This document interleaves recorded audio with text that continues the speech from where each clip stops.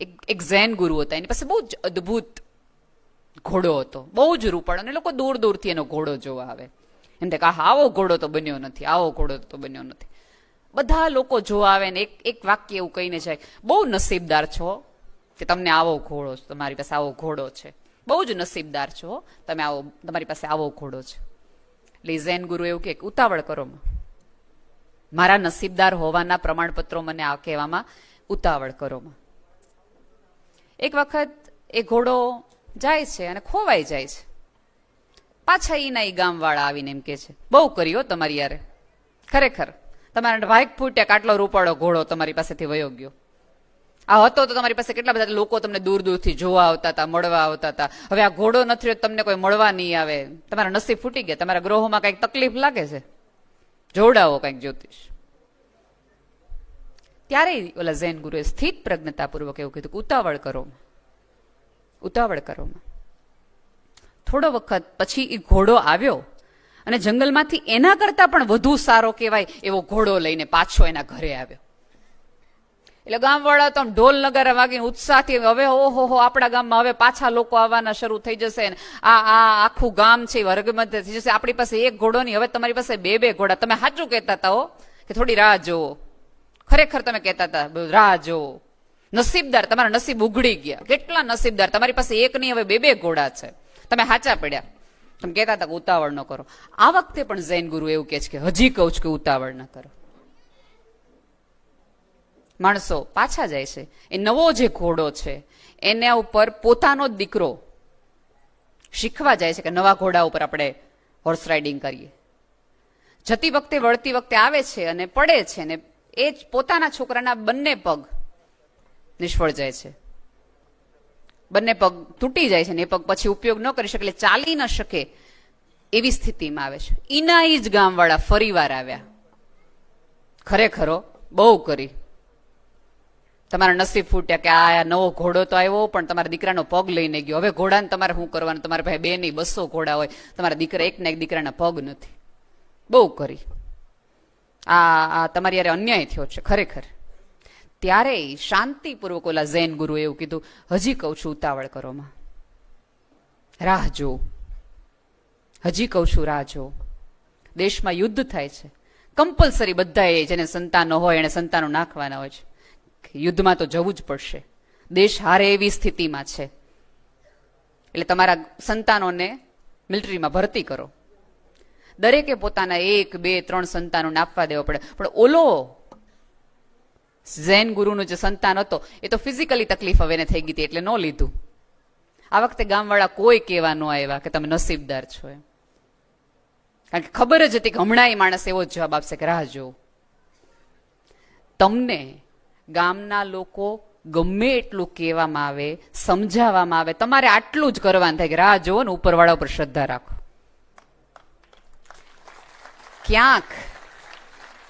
ક્યાંક આપણી અંદરની શ્રદ્ધા, ક્યાંક આપણા એફર્ટ્સમાં આપણે ઓછા પડીએ છીએ ને, એટલે આપણને એવું થાય છે કે હું આની પાસે જાઉં, હું આની મૂંઝવણ.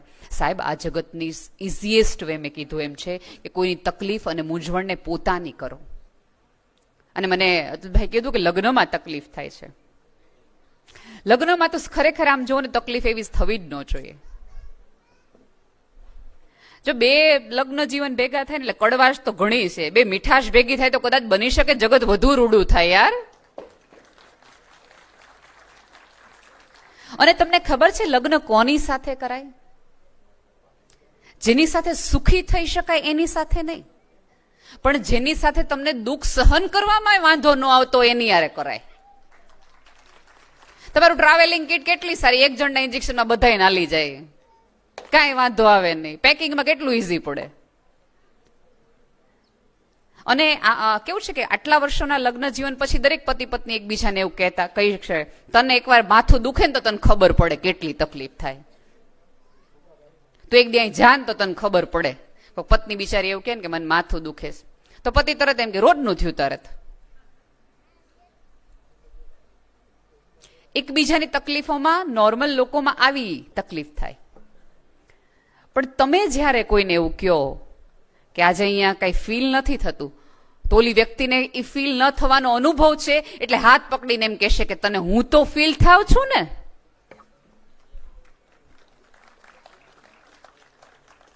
અને અંતે પ્રતીતિ એ જ કરાવવાની છે કે તારી તકલીફમાં, તારી મૂંઝવણમાં, તારી પીડામાં હું તારી સાથે છું ને પડખે છું. એટલે લગ્નમાં તો એટલા માટે. અને બીજું કે ઘણા વખતે એવું થાય કે બધી રીતે સદ્ધર હોય, બધી રીતે તકલીફ હોય અને આપણને અપેક્ષાઓ જાજી હોય કે મને તો આટલું જ, મારે તો 4 જ ઇન્જેક્શન લેવા પડે છે, આને તો હાથ લેવા પડે છે. પણ 4 કેદી હાથ થાય ને હાથ કેદી 3 થાય એની આપણને નથી ખબર. એટલે એના આધારે ન મેળવતા. કારણ કે મેં અમુક વસ્તુનું પૂછતાછ કરી છે એટલે મને ખબર છે કે આવી રીતે ઝડપતી વખતે બધું જ બરાબર હોય ને, પણ એને તો રોજના 7 લેવા પડે છે. અમારી દીકરીને તો 2 જ લેવા પડે છે. પણ 7નો અનુભવ છે ને એ 2 વાળાને વધુ સરસ રીતે સાચવી શકશે. આવું નહીં કર ને તો 5 સુધી નહીં પહોંચે. મેં આવું કર્યું ને એટલે હું 7 સુધી પહોંચ્યો. એક સરસ મજાનું વિશ્વ બનાવો કે જેમાં પ્રેમ, સમજ અને એકબીજાની સંભાળ સિવાય આ જગતમાં કશું ન હોય. તમને લોકો પૂછવા આવે કે આટલું સરસ રીતે જીવી કઈ રીતે શકાય, આટલી બધી મૂંઝવણ, આટલી બધી તકલીફ રોજ. અને હાવ સાચું કહું, આ તમારને તો હોય રોડની 7 વાગે હુયા જેવા માણસો આજુબાજુ ગામમાં પડ્યા છે કે જમને આમ પિંચ કર્યા જ કરે છે, દેખાતાય નથી. જ્યાં સુધી અન્યને લોહી લુહાણ ન કરે ત્યાં સુધી એમને ટાઢક વળતી નથી. સાહેબ એમ કીધું ને કે ટાઈપ 2 જેને કહેવાય કે જે નોર્મલ ડાયાબિટીસ જેને થાય, તમને શું લાગે છે શેના હિસાબે થાય છે? માત્ર ગળ્યું ખાવાથી? નારેના કોકના જીવનની મીઠાશ જોઈને ઈર્ષાના કારણે જાજુ આ લોકોને ડાયાબિટીસ થાય છે. કારણ કે ભારતમાં, એ સાહેબ એવું કીધું કે ભારતમાં સૌથી વધુ આવા ડાયાબિટીસ. ખોરાક બોરાક જીવનશૈલી તો બધું હશે, પણ એક કારણ એ હશે કે આને મારા કરતા સુખી કેમ છે એના કારણે જાજુ થતું હશે. એકબીજાને કે ભારતનો ફેવરેટ પ્લેગ્રાઉન્ડ તો શું છે? રમત, રાષ્ટ્રીય રમત જ આપણી કબડ્ડી છે ને. જ્યાં સુધી એકબીજાને હેઠા ન પડી ત્યાં સુધી તો આપણું શુગર આમાં જ રહે, પછી શાંતિ થાય. તમે જોજો, તમે સુખમાં હશો ને તો ખાસ લોકો તમારી પડખે ક્યારેય નહીં આવે.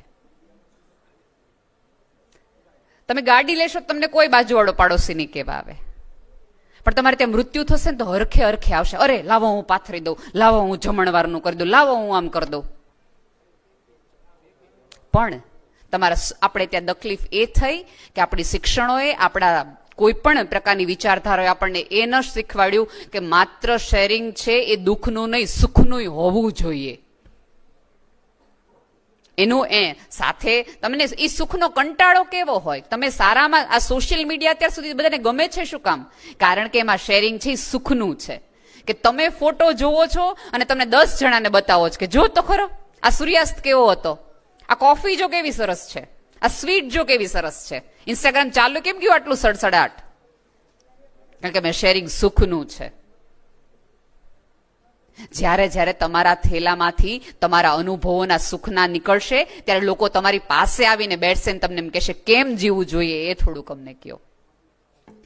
આપણા બધાની તકલીફ એ છે, નથી આપણે કોઈને સુખ કહેતા, નથી આપણે કોઈને દુઃખ કહેતા. અંદરો અંદર આપણા ગણિત પ્રમાણે આપણે લોકોને સમજીએ છીએ. આપણી જુદી મૂંઝવણ છે કે આપણે જેવા છીએ એવા દેખાતા નથી ને દેખાય છીએ આપણે એવા છીએ નહીં. એટલા માટે તો કરવું છે. અને બીજું કેવું છે બેટા કે તમને ડાયાબિટીસ છે, તમે આ તકલીફમાં છો, તમારી આ મૂંઝવણ છે, તમારા ઇન્જેક્શન્સ છે, એને જો અમે અમારી પોતાની કરી શકતા હોત, મેં કીધું એમ, તો તમારા મા બાપાએ પહેલા જ કરી લીધું હોત. આ કિડની દેવા જેવું સહેલું નથી. નહીં તો 2 કિડની દઈને તમને બચાવી લીધા હોત અને મૃત્યુ વાલું કર્યું હોત. પણ આ નથી લઈ શકાય એવી તકલીફ, નથી સહન કરી શકાય એવી મૂંઝવણ. ચોક્કસ પવન છે એ તમારી હોડીની દિશા તરફ નથી. યાત્રા કરવી અઘરી જ છે, મુશ્કેલ જ છે, એ સમજાય એવું છે. પણ પવન છે એ દિશામાં હોડી લઈ જઈએ તો થોડા કલેસા તો મારશે ને, સમય, સંજોગો અને પ્રેમ. પણ આપણે ક્યાંક ને ક્યાંક મૂંઝવણો. અને હું હજી કહું છું કે તમે you are the best motivator. જે અમને લોકોને કહી શકો એમ છો કે બધું હોવા છતાં આટલા ડિપ્રેશન છે હેનું તમને. અમુક લોકોને તમને પૂછીએ ને કે ડિપ્રેશન તમને શું છે, તો એ અહીંયા પણ એમ કે જીવનમાં કોઈ ગોલ નથી, મોટિવ નથી. અરે બારી ખોલ, ભારત જેવા દેશમાં રહે છો જે ગલીએ ગલીએ તકલીફ મૂંઝવણ છે, જઈને જુઓ તો ખબર પડશે કે મોટિવ ગોતવો જરાય સહેલો નથી. પણ આપણા બધાના ગોલ છે, આપણા બધાના સ્વપ્નાઓ છે, સાવ જુદા જુદા થતા જાય છે. અને અત્યારે તો એક જુદી જ પરંપરા ચાલી રહી છે કે સ્વપ્નાઓ જોવાના, ઈચ્છાઓ રાખવાની, પણ પથારીમાંથી ઊભું જ નહીં થવાનું. સાહેબ, પથારીને એટલો બધો પ્રેમે ન કરાય કે આપણા સ્વપ્નાઓને ઈચ્છાઓ જ રહી જાય, એ વાસ્તવિકતામાં પરિણમે જ નહીં. આજે તમે અહીંયા બેઠા છો, તમારી પાસે 18 વર્ષના બાળકો છે અને 8 વર્ષના બાળકો છે. 8 વર્ષના બાળકોને થોડા પ્રેમથી, હૂંફથી સાચવો કે આવું તો થયા રાખે. તમે એકબીજાની બેન્ડેડ બનો, તમે એકબીજાની દવા બનો. બાકી દુવા દેવા વાળા તો હજારો લોકો છે. તમારા મમ્મી પપ્પા એ જ કરે છે. એ ઈશ્વર પાસે પણ એટલે જાય છે કદાચ તો કોઈ ચમત્કાર કરી શકે, અને ડોક્ટર પાસે એટલા માટે જાય છે કે તમે ચમત્કાર થાય ત્યાં સુધી એને સાચવી લ્યો. એ પેરેલલ ચાલે છે. એને શ્રદ્ધા નેવે નથી મૂકી હજી ઈશ્વર ઉપર, તે કોઈ ઉપર. તો તમે તમારી જાત ઉપરની શ્રદ્ધા શું કામ ગુમાવો છો? સાચું કહું, સૌથી વધુ મોટિવેશનની જરૂર તમારા પેરેન્ટ્સને છે. ફરી વાર કહું છું, એનો હાથ થોડોક આજે ટાઈટ રીતે પકડો. ક્યારેક તમને બહુ જ ઇરિટેટ થઈ જતા હશો તમારા મમ્મી પપ્પાની સલાહથી, હું વારા ઘડી આઈસ્ક્રીમ ખાવાની ના પાડે છે, તમને નહીં મજા આવતી હોય. પણ તમને શું લાગે છે, વગર ડાયાબિટીસે તમારા મમ્મી પપ્પાએ વર્ષોથી સ્વીટની બાધા લીધી છે, એને તમે કાંઈ નહીં કહો? કાંઈ નહીં કહો? થોડુંક એની આંખમાંથી ન નીકળેલા આંસુઓને જોવાની ટેવ પાડો, તો તમને જુદા કોઈ મોટિવેશનની જરૂર નથી દોસ્ત. એને ઘસારો માત્ર એના સ્લીપરને કે એના બૂટને નથી લાગ્યો, એના હૃદયને એટલો ઘસારો લાગ્યો છે કે ટકે છે ને, કઈ રીતે હજી ઉભા છે ને એનું મન જાણે છે. એને કેટલી તકલીફ ને મૂંઝવણ જાય છે, એની તકલીફ એને છે. એ તમને જયારે મોટા થતા જોવે છે ને, ત્યારે પોતાની જાતને વૃદ્ધ થતા જોવે છે. એ બે ગેપ વચ્ચે ક્યાંક આમથી આમ ગડમથલ કરી રહ્યા છે. તમારી જાતને પ્રેમ કરો. જગત આખાને સમાવી શકાય એટલો પ્રેમ ઉપરવાળાએ બધાને આપ્યો છે. મધર ટેરેસાનું વાક્ય છે કે આ જગતમાં એટલા ગરીબ તમે ક્યારેય નથી હોતા કે તમને કોઈની તકલીફ અને મૂંઝવણને પોતાની ન કરી શકો. ખુશવંત સિંહ એક વખત એને એવો પ્રશ્ન પૂછ્યો તો નોબેલ પ્રાઇઝ જયારે એમને મળી ગયું હતું ત્યારે, કે તમે આટલા બધા લોકોની સેવા કઈ રીતે કરી શકો છો? તમને નોબેલ પ્રાઇઝ મળ્યું છે, તમે તેમ મધર છો, આટલા બધા કલકત્તાના, પણ આવા એક કોલેરાથી દર્દી હોય એ ઉલટી કરીને તમે ખોબો ધરો છો, જેને રસી નીકળતા હોય ને રસી તમે સાફ કરો છો. આવું હૃદય તમે લાવો છો ક્યાંથી? ત્યારે મધર ટેરેસાએ બહુ જ સરસ વાક્ય કીધું હતું સૌજીભાઈ, કે જ્યારે કોઈ કોલેરામાંથી નીકળતો દર્દી ઉલટી કરે છે તો મને એમ થાય કે મારો જીસસ કરી રહ્યો છે. કોઈનો રસી હું સાફ કરું ત્યારે મને એમ થાય કે મારો જીસસ પીડામાં છે, મારે આ માનવ સભ્યતાની પીડાને દૂર કરવી જોઈએ. આ જગતમાં જ્યારે તમે કોઈની તકલીફ, મૂંઝવણ દૂર કરો ને, ત્યારે એવી શ્રદ્ધા સાથે કરો કે તમારો ઈશ્વર માંદો પડ્યો છે, હું એની રોજની સેવા કરી રહી છું. તમારી દીકરીને જ્યારે તમે સરસ મજાની તૈયાર કરીને મજાથી લઈને ડોક્ટર પાસે લઈ જતા હો, ત્યારે યાદ રાખો કે કોઈ માતાજીની જ તમે સેવા કરી રહ્યા છો. એ હોત તો તમે ન કરત? ચોક્કસ કરત. અને બીજું કે જો અહીંયા કોઈ ફેમિલી મેમ્બર આવ્યા હોય આવા પેરેન્ટ્સના, તો એમને પણ મારી નમ્ર વિનંતી છે કે પરિવારની જરૂર છે એ પ્રોપર્ટીના ભાગ વખતે નહીં, દુઃખના ભાગ વખતે પડે. થોડાક પડખે રહ્યો. તમારે ત્યાં આવું સંતાન નથી આવ્યું તો ઈશ્વરની તમારા ઉપર કરુણા છે, તમારી લાયકાત છે એવું માની લેવાની જરાય જરૂર નથી. જરાય જરૂર નથી. તમારા ભાઈને સાચી જરૂર ત્યારે છે કે જ્યારે એને રોવા માટે કોઈ ખભાની જરૂર હોય, ત્યારે એની પડખે ઉભા રહ્યો. અને જો ન બની શકો, કોઈ તમને કોઈ ખભો ન મળે તો કોકનો ખભો બની જવાની તૈયારી તો દાખવો દોસ્ત. માની લીધું કે આ જગતમાં એટલી બધી ઈર્ષા છે, એટલી બધી તકલીફો છે, એટલા વાટાઘાટા છે, એટલા બધા મૂંઝવણો છે કે કોઈ કોઈનું થઈ શકે એમ નથી, કોઈ કોઈને પ્રેમ કરી શકે એમ નથી, કોઈ કોઈને નિસ્વાર્થ લાગણી દર્શાવી શકે એમ નથી, કોઈ કોઈને સંભાળી શકે એમ નથી. અગ્રી. આ 7 અબજની વસ્તીમાં એવો એક માણસ નથી. પણ પલોઠી વાળી અને ઉપરવાળાને એટલું તો કહી શકાય કે 7 અબજની તો નથી ખબર, પણ એક અહીંયા બેઠા છે. હું બનવાની મારી તૈયારી છે. આ બનવાની તૈયારી તમે કરો.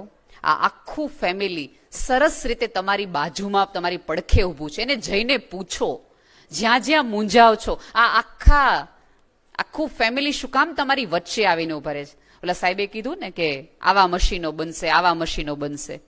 હજી સુધી આ સભ્યતા માણસ બનવાના મશીનો નથી બનાવી શકી.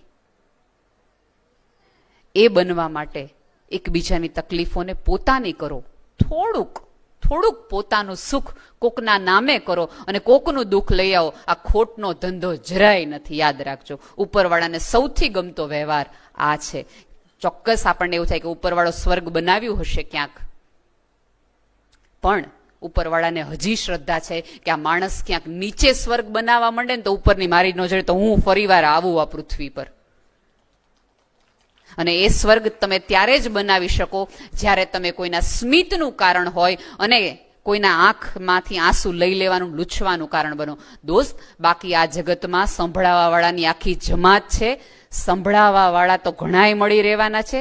સંભાળ લેવા વાળાની અછત છે. માત્ર પેટ્રોલની અછત છે એવું આ પૃથ્વી પર નથી.